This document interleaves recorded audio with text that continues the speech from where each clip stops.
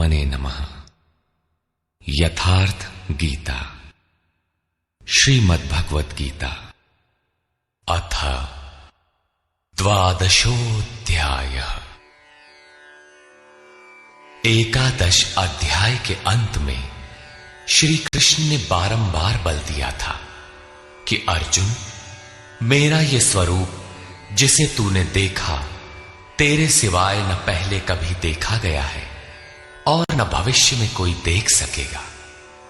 मैं न तप से, न यज्ञ से और न दान से ही देखे जाने को सुलभ हूं, किंतु अनन्य भक्ति के द्वारा अर्थात मेरे अतिरिक्त अन्यत्र कहीं श्रद्धा बिखेरने न पाए, निरंतर तैल धारावत मेरे चिंतन के द्वारा ठीक इसी प्रकार जैसा तूने देखा, मैं प्रत्यक्ष देखने के लिए, तत्व से साक्षात जानने के लिए और प्रवेश करने के लिए भी सुलभ हूं।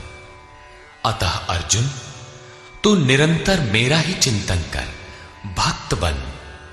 अध्याय के अंत में उन्होंने कहा था, अर्जुन, तू मेरे ही द्वारा निर्धारित किए गए कर्म को कर, मत परमः, अपितु मेरे परायण होकर कर। अनन्य भक्ति ही उसकी प्राप्ति का माध्यम है। इस पर अर्जुन का प्रश्न स्वाभाविक था कि जो अव्यक्त अक्षर की उपासना करते हैं, इन दोनों में श्रेष्ठ कौन है? अर्जुन उवाच,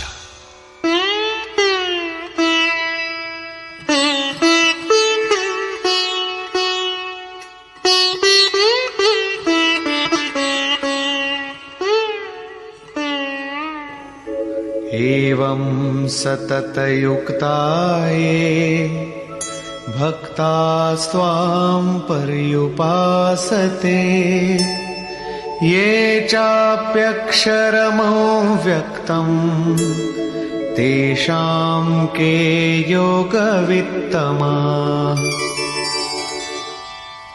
एवं अर्थात इस प्रकार जो अभी अभी आपने विधि बताई है, ठीक इसी विधि के अनुसार अनन्य भक्ति से आपकी शरण लेकर, आपसे निरंतर संयुक्त होकर आपको भली प्रकार उपासते हैं, और दूसरे जो आपकी शरण न लेकर स्वतंत्र रूप से अपने भरोसे उसी अक्षय और अव्यक्त स्वरूप की उपासना करते हैं जिसमें आप भी स्थित हैं, इन दोनों प्रकार के भक्तों में अधिक उत्तम योगवेत्ता कौन है? इस पर योगेश्वर श्री कृष्ण ने कहा, श्री भगवान उवाचा,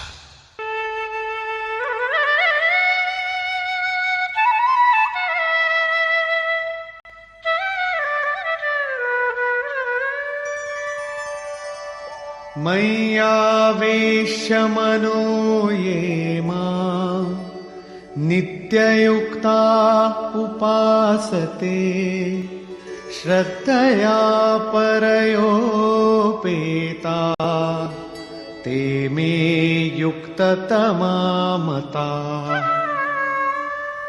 अर्जुन, मुझ में मन को एकाग्र करके निरंतर मुझसे संयुक्त हुए जो भक्तजन परम से संबंध रखने वाली श्रेष्ठ श्रद्धा से युक्त होकर मुझे भजते हैं, वे मुझे योगियों में भी अति उत्तम योगी मान्य हैं। ये त्वक्षरमनिर्देश्यम् अव्यक्तं पर्युपासते, सर्वत्र गमचिन्त्यं च कूटस्थमचलं ध्रुवम्, संयम्येन्द्रियग्रामं सर्वत्र समबुद्धयः, ते प्राप्नुवन्ति मामेव सर्वभूतहिते रताः। जो पुरुष इंद्रियों के समुदाय को भली प्रकार संयत करके मन बुद्धि के चिंतन से अत्यंत परे सर्वव्यापी अकथनीय स्वरूप सदा एक रस रहने वाले नित्य अचल अव्यक्त आकार रहित और अविनाशी ब्रह्म की उपासना करते हैं, संपूर्ण भूतों के हित में लगे हुए और सब में समान भाव वाले वे योगी भी मुझे ही प्राप्त होते हैं। ब्रह्म के उपर्युक्त विशेषण मुझसे भिन्न नहीं है, किंतु क्लेशोऽधिकतरस्तेषाम् अव्यक्तासक्तचेतसाम् अव्यक्ता हि गतिर्दुःखम् देहवद्भिरवाप्यते। उन अव्यक्त परमात्मा में आसक्त हुए चित्त वाले पुरुषों के साधन में क्लेश विशेष है, क्योंकि देहाभिमानियों से अव्यक्त विषयक गति दुखपूर्वक प्राप्त की जाती है। जब तक देह का भान है तब तक अव्यक्त की प्राप्ति दुष्कर है। योगेश्वर श्री कृष्ण सद्गुरु थे। अव्यक्त परमात्मा उनमें व्यक्त था। वे कहते हैं कि महापुरुष की शरण न लेकर जो साधक अपनी शक्ति समझते हुए आगे बढ़ता है कि मैं इस अवस्था में हूं, आगे इस अवस्था में जाऊंगा, मैं अपने ही अव्यक्त शरीर को प्राप्त होऊंगा, वो मेरा ही रूप होगा, मैं वही हूं। इस प्रकार सोचते प्राप्ति की प्रतीक्षा न करके अपने शरीर को ही सोहम कहने लगता है। यही इस मार्ग में सबसे बड़ी बाधा है। वो दुःखालियम अशाश्वतम में ही घूम फिर कर खड़ा हो जाता है। किंतु जो मेरी शरण लेकर चलता है वो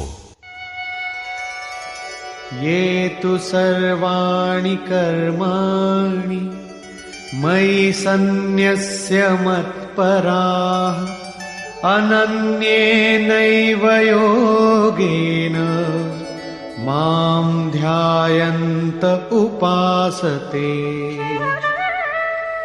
जो मेरे परायण होकर संपूर्ण कर्मों अर्थात आराधना को मुझ में अर्पण करके अनन्य भाव से योग अर्थात आराधना प्रक्रिया के द्वारा निरंतर चिंतन करते हुए भजते हैं।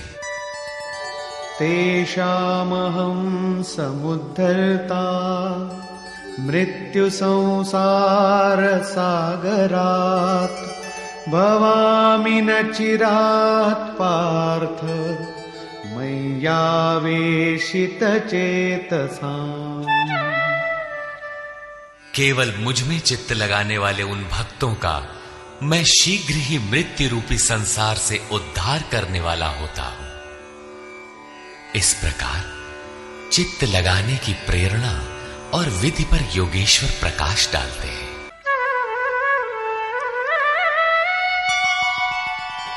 मय्येव मन आधत्स्व मयि बुद्धिं निवेशय निवसिष्यसि मय्येव अत ऊर्ध्वं न संशयः।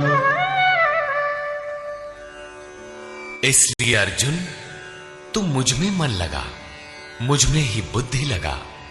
इसके उपरांत तू मुझ में ही निवास करेगा, इसमें कुछ भी संशय नहीं है।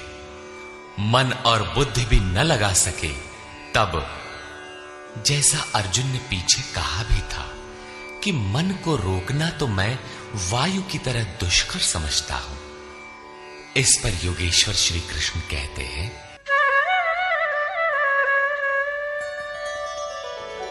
अथ चित्तं समाधातुं न शक्नोषि मयि स्थिरम् अभ्यासयोगेन ततो मामिच्छाप्तुं धनंजय। यदि तू मन को मुझ में अचल स्थापित करने में समर्थ नहीं है तो हे अर्जुन, योग के अभ्यास द्वारा मुझे प्राप्त होने की इच्छा कर। अर्थात जहां भी चित्त जाए वहां से घसीट कर उसे आराधना चिंतन क्रिया में लगाने का नाम अभ्यास है। यदि ये भी न कर पाए तो अभ्यासेऽप्यसमर्थोऽसि मत्कर्म परमो भव मदर्थमपि कर्माणि कुर्वन् सिद्धिमवाप्स्यसि। यदि तू अभ्यास में भी असमर्थ है तो केवल मेरे लिए कर्म कर, अर्थात आराधना करने में तत्पर हो जा। इस प्रकार मेरी प्राप्ति के लिए कर्मों को करता हुआ तू मेरी प्राप्ति रूपी सिद्धि को ही प्राप्त होगा। अर्थात अभ्यास भी पार न लगे तो साधन पथ में लगे भर रहो। अथैतदप्यशक्तोऽसि कर्तुं मद्योगमाश्रितः सर्वकर्मफलत्यागं ततः कुरु यतात्मवान्। यदि इसे भी करने में असमर्थ हो तो संपूर्ण कर्म के फल का त्याग कर, अर्थात लाभ हानि की चिंता छोड़कर मद्योग के आश्रित होकर, अर्थात समर्पण के साथ आत्मवान महापुरुष की शरण में जाओ। उनसे प्रेरित होकर कर्म स्वतः होने लगेगा। समर्पण के साथ कर्म फल के त्याग का महत्व बताते हुए योगेश्वर श्री कृष्ण कहते हैं,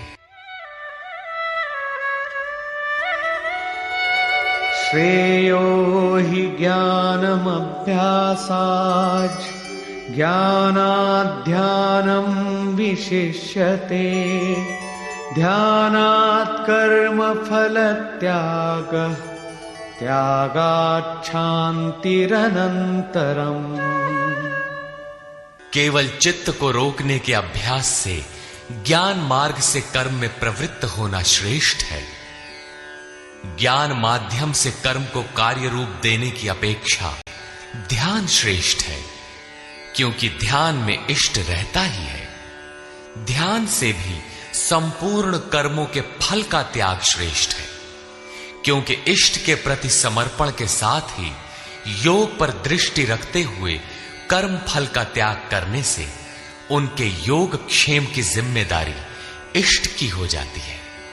इसलिए इस त्याग से वो तत्काल ही परम शांति को प्राप्त हो जाता है। अभी तक योगेश्वर श्री कृष्ण ने बताया कि अव्यक्त की उपासना करने वाले ज्ञान मार्गी से समर्पण के साथ कर्म करने वाला निष्काम कर्मयोगी श्रेष्ठ है। दोनों एक ही कर्म करते हैं, किंतु ज्ञान मार्गी के पथ में व्यवधान अधिक है। उसके लाभ हानि की जिम्मेदारी स्वयं पर रहती है, जबकि समर्पित भक्ति की जिम्मेदारी महापुरुष पर होती है। इसलिए वो कर्म फल त्याग द्वारा शीघ्र ही शांति को प्राप्त होता है। अब शांति प्राप्त पुरुष के लक्षण बताते हैं। अद्वेष्टा सर्वभूतानां मैत्रः करुण एव च निर्ममो निरहंकारः समदुःख सुखः क्षमी। इस प्रकार शांति को प्राप्त हुआ जो पुरुष सब भूतों में द्वेष भाव से रहित, सबका प्रेमी और हेतु रहित दयालु है, और जो ममता से रहित, अहंकार से रहित, सुख दुख की प्राप्ति में सम तथा क्षमावान है।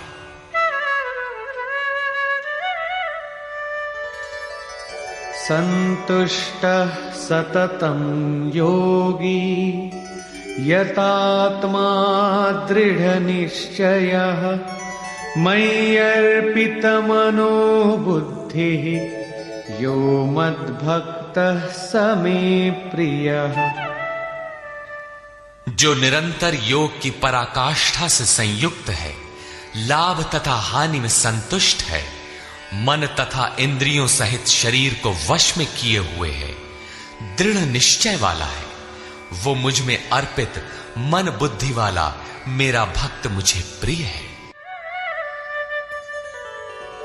यस्मान्नो द्विजते लोको लोकान्नो द्विजते च यः हर्षामर्षभयोद्वेगैर्मुक्तो यः स च मे प्रियः। जिससे कोई भी जीव उद्वेग को प्राप्त नहीं होता और जो स्वयं भी किसी जीव से उद्विग्न नहीं होता, हर्ष, संताप, भय और समस्त विक्षोभों से मुक्त है, वो भक्त मुझे प्रिय है। साधकों के लिए यह श्लोक अत्यंत उपयोगी है। उन्हें इस ढंग से रहना चाहिए कि उनके द्वारा किसी के मन को ठेस न लगे। इतना तो साधक कर सकता है, किंतु दूसरे लोग इस आचरण से नहीं चलेंगे। वे तो संसारी हैं ही, वे तो आग उगलेंगे, कुछ भी कहेंगे, किंतु पथिक को चाहिए कि अपने हृदय में उनके द्वारा अर्थात उनके आघातों से भी उथल पुथल न हो, चिंतन में सुरत लगी रहे, क्रम न टूटे। उदाहरण के लिए, आप स्वयं सड़क पर नियमानुकूल बाएं से चल रहे हैं, कोई मदिरा पीकर चला आ रहा है, उससे बचना भी आपकी जिम्मेदारी है। अनपेक्ष शुचिर्दक्ष उदासीनो गतव्यथः सर्वारंभ परित्यागी यो मद्भक्तः स मे प्रियः। जो पुरुष आकांक्षाओं से रहित सर्वथा पवित्र है, दक्ष अर्थात आराधना का विशेषज्ञ है, अर्थात ऐसा नहीं कि चोरी करता हो तो दक्ष है। श्री कृष्ण के अनुसार कर्म एक ही है, नियत कर्म, आराधना, चिंतन, उसमें जो दक्ष है। जो पक्ष विपक्ष से परे है, दुखों से मुक्त है, सभी आरंभों का त्यागी, वो मेरा भक्त मुझे प्रिय है। करने योग्य कोई क्रिया उसके द्वारा आरंभ होने के लिए शेष नहीं रहती।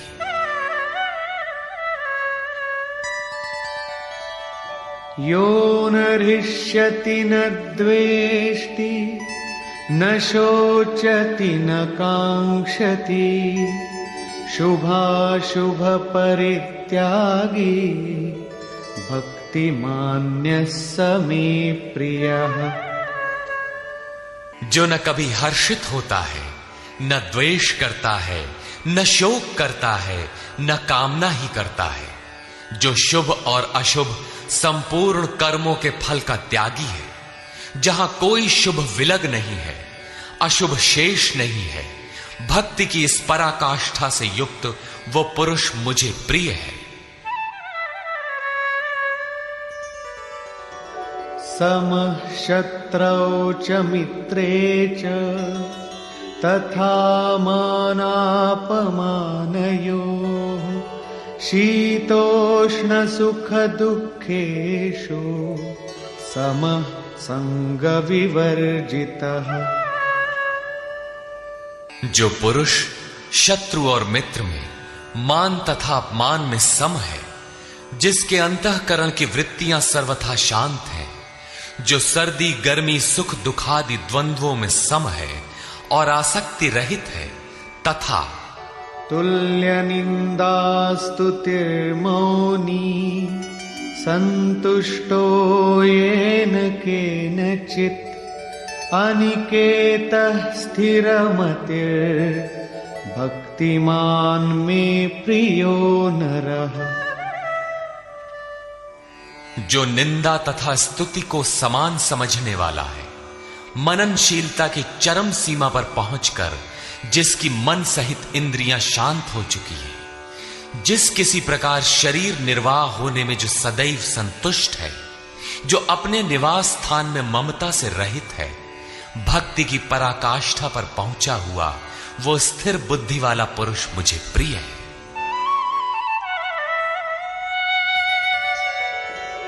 ये तु धर्म्यामृतमिदं यथोक्तं पर्युपासते श्रद्धाना मत्परमा भक्तास्तेतीव मे प्रिया। जो मेरे परायण हुए हार्दिक श्रद्धायुक्त पुरुष इस उपर्युक्त धर्ममय अमृत का भली प्रकार सेवन करते हैं, वे भक्त मुझे अतिशय प्रिय है। निष्कर्ष,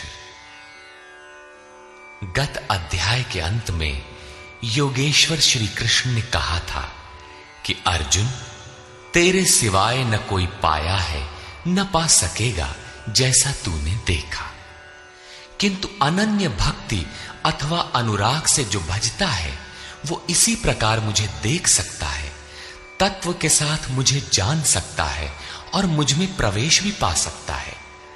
अर्थात परमात्मा ऐसी सत्ता है जिसको पाया जाता है।